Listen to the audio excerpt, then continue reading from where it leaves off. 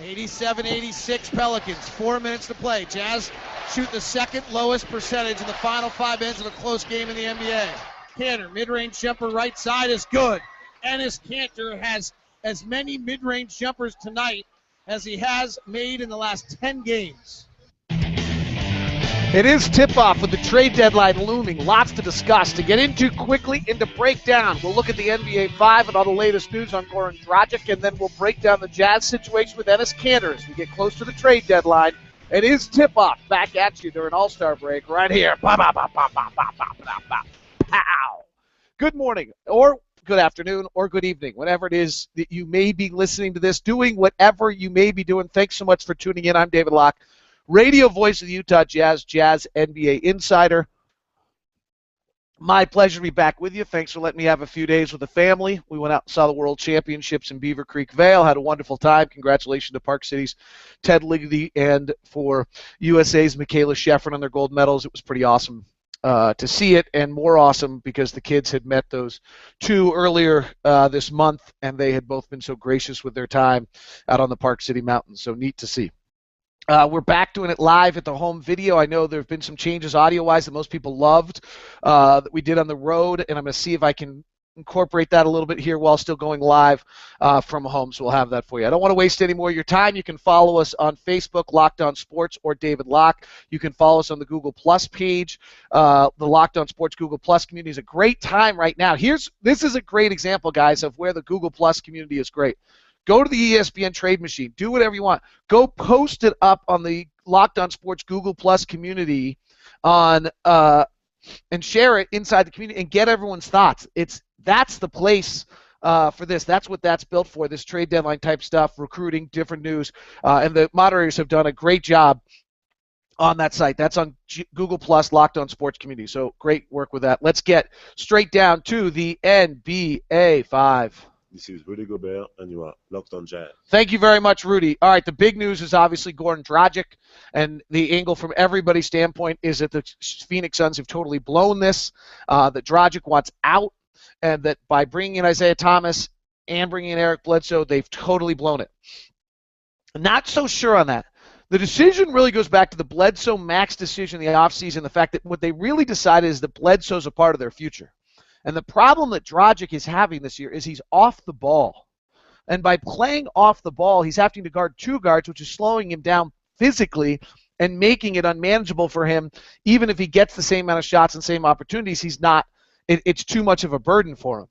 So it really stems back to this, that I think Phoenix made a decision, frankly, 2 years ago before they got good, when they didn't expect to get good, probably that Eric Bledsoe and his defensive prowess on the front side was his future. Then when they got the chance to get Isaiah Thomas in the offseason, they said, well, that's a great backup to Bledsoe, and we'll just deal with the Dragic situation. Because to some extent, the market for Dragic is way overinflated to who he is as a player. I understand he was third-team All-NBA last year, but that's an outlier in his career. If you look at his career numbers, it doesn't match, and frankly, he's a 44% shooter before he goes to Hornacek's system, becomes a 50% shooter. Phoenix may have screwed this up. They may have brought too many chefs into the kitchen. They all don't too much of a burden. Dragic wants out because he doesn't want to play two guard. But the fact is, the real issue is Bledsoe. And they made the decision that they'd rather play Bledsoe, the market max last year, which comes out to about 13 or 14, than Dragic 15 to 20 as he moves past his 30-year-old age. And, frankly, he may not be as good. Now, I'm not sure Bledsoe's all that as a point guard. But to me, that's really the decision that they've made. And if they can get some value for Dragic in the next 24 hours, and then they just move forward with Bledsoe and Thomas, then I think they've won. Then they're better allocating their money. It's not a decision. You can't look at these decisions as Dragic versus Bledsoe versus Thomas. You have to look at them in regards to age, salary, player, age, salary, player, age, salary, player. And when you can get Bledsoe and Thomas for the same price it's going to cost to get Dragic, then maybe that's a better decision than keeping Dragic. Okay? So Goran's a wonderful player. He's overvalued right now, and I think Phoenix may be playing this right. The comment that they've lost value in the market, I don't buy it. The minute you have more than one or two teams, if you have two or three teams bidding for a player, his value will go up. And that's the issue. Like on the whole Kanter front from the Jazz standpoint, if they're trying to trade him, Kanter doesn't hurt their trade value any. It's whether or not somehow something Kanter did or his agent's insane interview with Scotty and Hands did, it somehow decreases the value, people that are interested in Enes. It has nothing to do with the player's demands, or once you have multiple people interested in a player, the team will get value for him. What people, the risk here is that whether Dragic is going to pay, or play for the team he's going to sign for, right? That's really the issue. There's going to be a big move that happens that no one's going to pay attention to because it's happened already. Actually, it'll be official here. Amari Stoudemire to the Mavericks is a massive move. Amari Stoudemire is still a very good offensive player, and Dallas made a huge defensive bump when they added Rajon Rondo. They became from 20th in the league to about 8th defensively, which suddenly means they're good enough defensively to win it. They got rid of Brandon Wright. Losing Brandon Wright hurt their offense, and they dropped. Adding Amari Stoudemire in the Brandon Wright role is going to bring their offense possibly back up to the elite level it was. Remember, before the Rondo trade, that offense was the best offense we've seen in the NBA in decades. Now, Rondo being on the floor hurts you tremendously offensively every single time. I know he passed to stop. It hurts you tremendously. But adding Amari to the team that runs the most pick and rolls, runs them better than anyone else, spaces them better than anyone else, with the coach who uses his personnel as well as anyone, is a major move. I really think adding Amari may move Dallas into the Golden State, Memphis, San Antonio, Oklahoma City, maybe, I don't know about OKC, group of title contenders. To me, it's a game-changing Western Conference move. I think I'm higher on it than just about anybody, but if Amari starts using 12 or 13 possessions a night out of that pick and roll for that team, it's massive. The other reason it's massive is we just played Dallas the other night. For the first time ever, I thought Dirk looked old. And he is. Doesn't mean he's still not great. And he had a double-double that night. Don't misunderstand. And maybe he looked old because without Tyson Chandler, he realized the rebounding role he had to take. But he looked old. Interesting things going on with Tayshaun Prince. The Celtics are trying to move him. Their leverage in moving him is when they buy him out, he's going to the Clippers. So is some other team in the Western Conference want to step up here and pay and give Boston something so that the Clippers don't get Tayshaun Prince? Wilson Chandler, Aaron Aflalo, possibly on the move out of Denver. Does Ty Lawson end up in Sacramento with George Karl? Denver is really active and willing to move just about any piece of that roster that has become a disaster, that has just been misbuilt, and they are going to be unable to turn things in any fashion. So that is your NBA 5.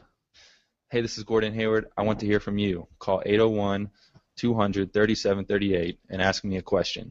That's 801-200-3738 to ask me a question. All right, I'm going to get to your questions. There's a bunch of hashtag Ask Lock. There should be some coming in here on the questions on the thing, and that's really what I want to do today. We'll probably do an extra video tomorrow as well. With the trade deadline looming, we'll do a special show in all likelihood tomorrow. I got to look at my schedule and understand it a little bit. However, let me first make sure we understand the landscape by which the Jazz are navigating right now, without the soothing proposal of the salary cap. And what the idea was there with the huge new TV deal kicking in at 16-17, whether they might try to equalize how the cap rises and the players' union turn that down. So, what that means is that in 16-17, not 15-16, but 16-17, the salary cap will go to $90 million, and every team will have enormous amount of cap space, which means for a team like it's a huge blow to non-glamour markets, non-major markets. It means that the chances of the Utah Jazz in 16-17 or even 17-18 to sign a free agent might be close to zero, because the money will be out there for everybody, and then we're going to be really competing on team and city, and we don't win that battle very often when we have to go up against somebody else. So when we're looking at building this franchise to the future, free agency in 16-17 and 17-18 has to leave a little bit. The first analysis point the Jazz have to make is there something they can do in 15-16 this offseason while the cap holds where they'll have more money, and they don't have great money. It's only okay with Alex signed and Gordon signed and Favors, that they can do something in that realm, and that there's some free agent that I think is a major piece. If not, then the Jazz should be willing to consider bringing on salary in this trade deadline for next year, and possibly bringing on a longer contract, a Josh McRoberts $5 million, Ersan Ilyasova who's at $7 or $8 million for 3 years. Because if we're not going to be able to use that money in free agency, could we use it now?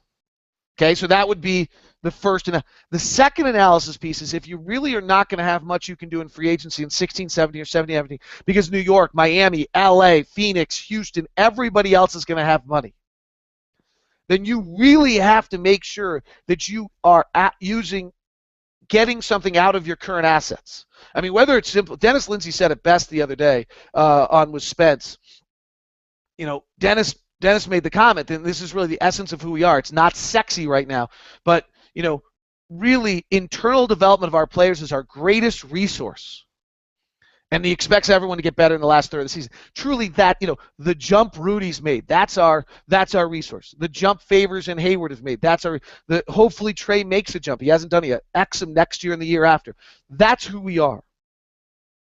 That's what we're really doing here. But it's not sexy, I understand.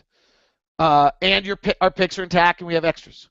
So that the first decision, so then that gets this. So these are our assets. From Gordon all the way down to Dante. Better maximize them. Because free agency is going to be tough. There is an argument, okay, if we're going to spend $10 million here, where else could we spend the $10 million? But spending that $10 million is going to be tough. Because everyone else is going to have that money when the cap goes up to $90 million at 16, 17, 17, 18. Okay? So that's the first thing you've really got to understand. Is let's make sure the landscape is that we're going to have to, these guys, you got to get something for them. Probably can't have a scenario where somebody walks for nothing. 2, the risk, the flip side is probably can't give up on them too early and get very little for them when you get something for them. Okay? So now that's the landscape. I hope that made sense. It's a little weird. Now let's dig into Enes. So the first decision that the Jazz really have to make on Enes is directly related to just Enes. What do you believe he is? What do you believe he's capable of becoming? And what do you believe that you're willing to pay him? Okay? In the next 6 months, in June, what would you be, 4 months, would you be willing to pay him? So the first, Enes is a good NBA player. There's no question on that. I wrote up a piece yesterday at Locked On Jazz. He's a limited experience player. I mean, he played about 30 basketball games in his entire life before getting to the NBA. And it's evident. Now, will he suddenly learn the game? And if so, how long? Will he get to a point where you can win with him? Let's be honest, you can't win with him right now. Last year, whenever he played a lot of minutes, we lost. This year it's not quite as glaring, but his real plus minus is poor. Real plus minus evaluates your impact to your team on the floor. His is poor. It's one of the least good in the league. But he's good, right? He can score down low like very few can in the league. He can rebound. His offensive rebounding is fabulous. His mid-range jumper is a real question mark. I mean, for the last 25 games, it's been 20%, 22%. Not entirely sure who that is. But I mean, this is a guy who, had 24 double-doubles a year, goes on his way to get this done. He can play.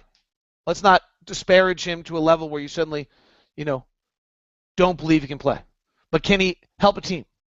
I think coming into this year, if he took 10 or more field goal attempts, the record was 13-52. All right? Does he help? Will he? Right now, let's be honest, he does not help you win. He puts up numbers. He's effective. He hasn't figured out how to work inside of a team concept. Will he under Quinn? Okay, so that's the first decision the franchise has to really make. Do you believe those steps will happen? Is that in him? It's also, I think the work, he's a pretty good worker, so I don't think you have to work on it too much, but, you got to ask yourself, just make sure. You have to ask this with everyone. Like, if he gets the money, is he going to react like Gordon? The belief is that Alec likes to gain ball so much that he won't change. Derek has worked harder. Is Enes in that same mix? You have to ask yourself that question. That's something I don't know the answer to. Probably our front office knows better than we do. So those are the first questions. You got to come up with some belief on who he is. Is he Drew Gooden, who puts up numbers, never helps a team win, and ends up playing on 12 teams in 13 years because of that? Is he Zach Randolph, that he evolves into some fabulous all-star? It's hard. The second question you have to ask yourself is, what do you think he's getting paid this summer? Is there a chance in this market that he's getting 10, 11, or $12 million, or 13 or $14 million in this marketplace? It only takes one. My general feeling is it's not there for him. But everybody I talk to in the league says, dude, it only takes one. Right? It only takes one. No one thought Gordon's getting the max last year. He got the max. It only takes one. And let's say that one offers him 10, 11, or 12 million. Are we matching that? That's the second question. So if the answer, this is where this gets tricky. If the answer to either of those two questions is no, right? No, we don't think he's going to develop into the Zach Randolph, David Lee, very productive player who plays well with teammates and learns how to pass. I mean, Enes' lack of passing is really horrific. For all of his other, his 4 offensive rebounds a game are awesome. Awesome. I mean, that's special stuff. That's like stealing an outlet pass and generally laying it up. If you thought about it that way, he's really not getting 4. I'm giving him the benefit of the doubt. I think his average is about 2.8 or something. I'll pull it right now just to make sure. And for a recent stretch, it's 3 or 4. Okay, that's awesome.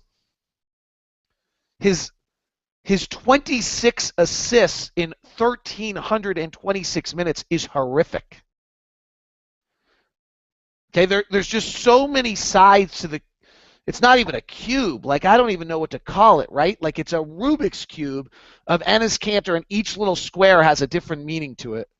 And when you look at Enes, the player, because there are so many things he does fabulously, and he's 22 years old, and he's this big body, and he's got this touch, which hasn't materialized into very good outside shooting this year, and he's got all these aspects to him, and then you wonder, right? So he's one of the 5 worst, I think I haven't checked it recently, stats view, rim protectors in the NBA. He's got, he averages 0.5 assists a game in 30 minutes, 27. He gets 3 offensive rebounds a game. That's like stealing 3 outlet passes and taking it the other way. Right? I mean, there's just so it's a very hard decision. But if the fact is, if the answer to either of those questions is no, that you don't think he's going to develop, or 2, you aren't going to pay him if he gets that offer, then due to the landscape that I talked about, you may have to move him by the deadline. You may have to move him by the deadline. And then you have to just try to figure out what you're willing to take. So then what's the market for Enes? What's the market for a restricted free agent who's about to get paid? And when you're trading him, they're really viewing that they're taking on that salary in the future, which hurts his value, right? That's really part of it. So you could probably do this. You could probably do any of 2 combinations. You could take back a pick and a salary that matches Enes's, hopefully that expires. So that would be one option. And that picks, probably a 20 to 30, 15 to 30 type pick. Or it's a future. It's a 2019, you're playing. It's probably lottery protected, but you're playing. You're hoping a little bit. Okay? Your second option is, and these are just, I'm making up names, but it's a pick up the Josh McRoberts or Ersan Ilyasova or a stretch four that matches your team better that has 3 years, 4 years left on his deal. You're taking in money, right? You're freeing that team of money. Can you get that player because you like him? And then is it possible to get a pick with that player? That's like the one I like, is I get a player I like, I suck up the money because, frankly, the free agent market's going to be tough on us if we've evaluated that next year's not that good, and we'll take it, and when they give us a pick too. See, I mean, those are hard, though. Like, is Ilyasova right? McRoberts had a pretty big injuries out for the year. You're not sure. You could be picking up 3 years of a guy who's never going to play again or be healthy again. Ilyasova, right? Like, those are hard. The third option is you bail out a luxury tax team. You actually just use it to bail out a luxury. Is there a team that is in the luxury tax this year or going to be next year that has to drop a player? They take Enes. They probably let Enes go in free agency. This is Enes's worst case scenario. This is why they should have never asked for a trade. Not that it's not impacting things, but this just tells you that they don't get it. So find a team out there that's over the tax. Brooklyn, Clippers, Warriors in a year when Draymond needs to come up. And they dump salary to us in exchange for Enes, and we take a pick with it. And Enes is just a salary move to them so that then they can get rid of it in the offseason, and maybe we bring back a little extra because we have some cap space. Those are the three scenarios. Or the fourth scenario is you take the risk. And the risk is I still think he could develop. I don't think he's going to get an offer. I want another 12 months of data to look at him. He's very difficult to trade next year. Frankly, this is your last chance of trading him, unless it's a sign and trade in the offseason or a sign and trade next year. And that's my answer. So that's where you stand with Enes. That's the situation. That's the landscape. What do you do? The final piece of this that we haven't discussed at all because we're isolating everything about Enes in a box is the team. If you're not sure on Enes, is he in some way inhibiting the team from moving forward? I love Enes, so I can't answer that question. But is it time to just go Rudy and Derek? And that's who we are. Rudy, Derek, Trevor, we figure it out. And that's who we are. One other note, Detroit talked about in the paper today about acquiring Trey Burke, but literally the paper said in it that it literally said in the article, but John Lucas has played so well that this probably won't happen. Detroit, don't do it. That was interesting. That was some sort of Enes Trey for Greg Monroe, who puts the Jazz in a little bit of a free agency bind because Monroe probably wants the max. But I got to tell you what, I love Monroe's passing. I've always loved him in Utah. I think Greg Monroe could be a really fabulous player. The problem is he has no mid-range game at all. He is a horrific, unless this has changed, I probably should check this. Every time, I loved Greg Monroe out of college. Loved him. Thought if he came to the Jazz at the then Jerry Sloan system that he could be a triple-double big. I really thought he could be Marcus Sol. I'm crazy in love with him out of the draft. Marcus Sol. And that's not materializing necessarily. Though, I mean, over the last 20 games, he's scoring 17 points, getting 13 rebounds, averaging 3 assists a game. I mean, I love him. I absolutely adore him. But can you win with Monroe favors Gobert? And you're paying Monroe and probably eventually Gobert huge money? I mean, there's really only 1 year where that becomes a problem, money-wise. And, the issue is, can you space the floor at all? And even in this last 20 games, when Monroe's been so good, he's 4 of 12 from mid-range. He's just not a mid-range shooter. He does everything at the basket. He's really very similar in so many ways to Derek Favors. I love him. It just doesn't match our roster makeup and how our pieces would fit together at all. Despite the fact that I still have, obviously, a major man crush on his game. He's gotten a little better this year. His mid-range is 19 of 50 for 38%, but it's only 50 shots. He's just not spreading the floor. All right, that's enough on all of that. Let's get to your questions. I'll take the ones here first, and then I've only got about 10 minutes for questions. All right, we hear Derek spends a lot of time in the gym working on his free throws, but isn't showing in games. If Enes goes, our bigs are plenty awful at the line, which has been costly. Any examples of bigs in the 60s working to 70s? Great question, Ray. Derek's got a wrist injury that I think has curtailed his free throw shooting. I'm not concerned about Derek's free throw shooting. I'm a little concerned about Rudy's recently. That stroke doesn't look the same to me. It's almost like it's got a hitch in it all of a sudden. But I think I'm not worried. I think Derek's a 70% free throw shooter, career free throw shooter. That's not terrible for a big, and I think that that's probably who he is, but I think the wrist has caused him a few problems recently. What bearing does Gordon's free agency have on what the Jazz are trying to build? Should the team be worried he'll leave if they aren't a playoff team? I don't think you can do that. I think you have to build this team the best that you can. You have to believe that Gordon's relationship with Quinn develops. He likes to be the main guy here, that outside influences don't,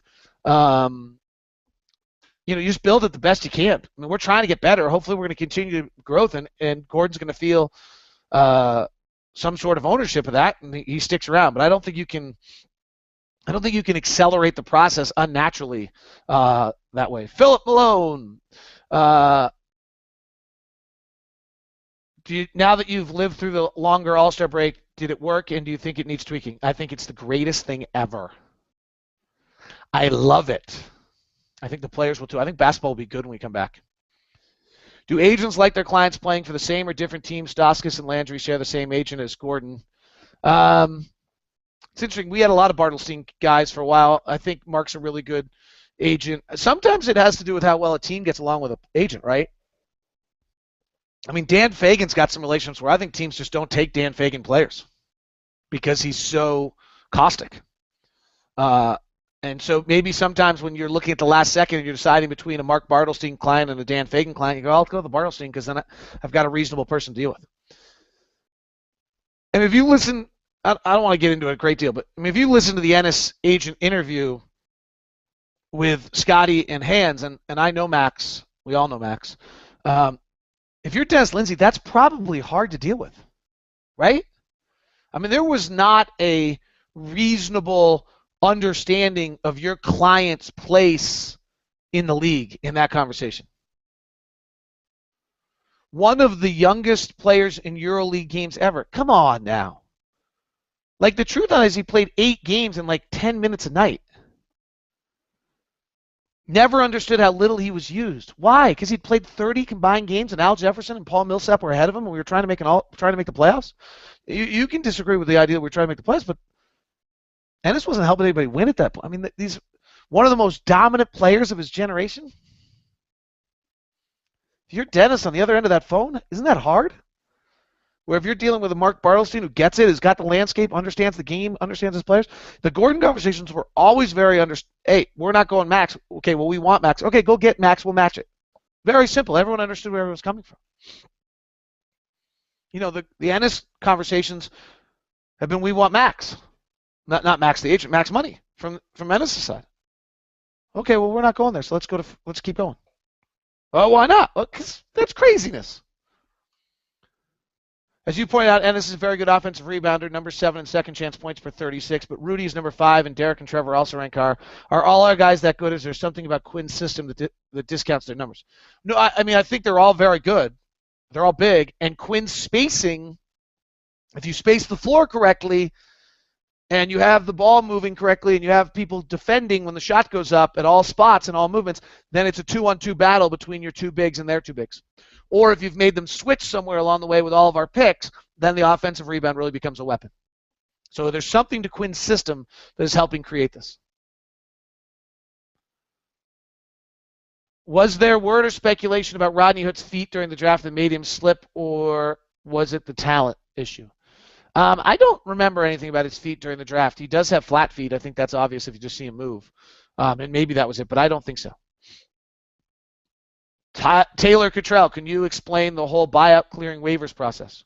Yeah, it's so let's say I have $5 million. I like this. I have $5 million left for the rest of the year. I go to my team and say, you're not playing for the playoffs. I want to make the playoffs. And so the team says, okay, well, we owe you $5 million the rest of the year. How about we pay you $400 and you can get the other $100 from your next team? Player says, sure, I'll do that because I get to go play on a playoff team and I make the same amount of money. The team says, sure, I'll do that. I save $100,000 and I don't need you on the roster because I need to develop a player, and it's a total win-win for everybody involved. And it's become a major part of this league for teams to leave money available and be ready to make such moves or be willing to do that. It's a huge part of this game right now of how things are playing. From James, how is Rodney's foot and what do you think he'll do the rest of the year? I have no idea. We practice tonight. I'll head down there and see it. And but hopefully he'll get out on the court a little bit. I think it's going to be hard for him to get back in the rhythm physically and be in good enough shape and feel the speed of the game. I think the game's going to be fast for Rodney for the rest of the year. All right, let me quickly check. By the way, for those of you that are live, if somebody wanted the chat room, I don't know if you can, but drop in a note about the volume and the audio level right now, if it's good, and then I'll try to make sure it stays good. Let's see. Ask Locke. Is there a perimeter? This is from Jaden Epperson. Is there a perimeter shooting guard that Kanter could be traded for that would fit in our future plans, leaving Burks as the sixth man? I like that. I think that's a move that probably has to be done in the off season more than in season, frankly. That's my guess. I think that's an off season move for the Jazz more than in season. I think it's going to be a little difficult to go get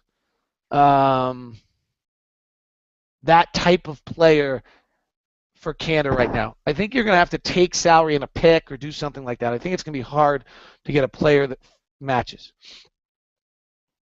Rob Allen, Ask Locke. Hashtag Ask Locke. I'll answer them on weareutahjazz.com too. Not many assists from Kanter due to contract year and fixable, or how he'll always play through his career? I think that's a perfect way to end this podcast because that's the question. Do you believe that he's innately selfish? Do you believe that he doesn't see the game? Do you believe he doesn't feel where his players are? Do you believe it's due to a contract year? If you believe which of those, do you believe it can change? Do you believe he'll become a passer? Do you believe he'll become be able to feel the game? Do you believe that in the contract he changes positively or negatively as a player? That's the issue. That's the first discussion piece the franchise has to make about Enes Kanter. And the second one is, depending on that answer, what are you willing to pay him? And the third is, if that's what we're willing to pay him, is he going to get offered more in the offseason? And if the answer to those don't line up, then you may have to make a move by Thursday at 1 o'clock. Going to be exciting, interesting. See how it plays out. That is tip-off today.